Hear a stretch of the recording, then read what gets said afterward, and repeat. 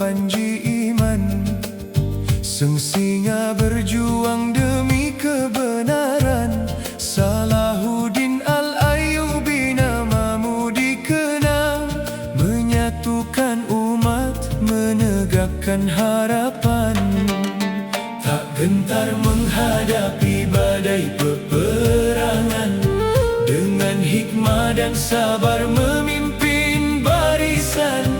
Baitul Maqdis kembali dalam kedamaian, atas izin Tuhan dan keteguhan iman. Wahai Salahuddin, pahlawan mulia, namamu hidup sepanjang masa.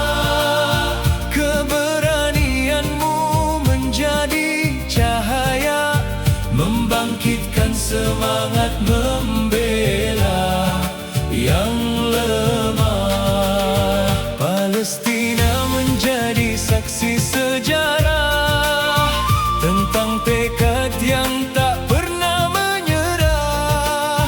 Warisanmu bukan sekadar kemenangan, namun keadilan, kasih dan persaudaraan.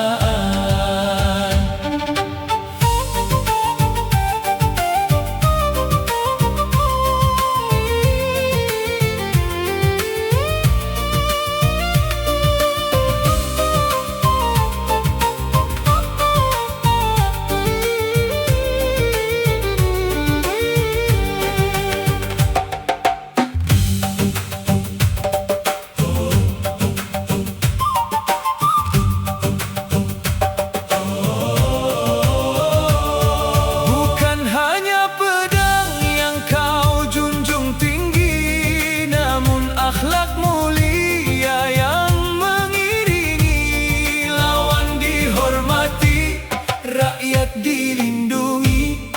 Itulah teladan seorang pemimpin sejati. Generasi kini mengenang jasamu, belajar arti sabar dari langkahmu. Semoga semangatmu terus menyala, menuntun hati menuju jalannya.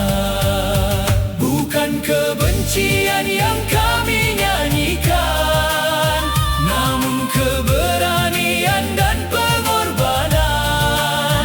Semoga damai hadir di setiap negeri, dan keadilan tegak untuk seluruh insan.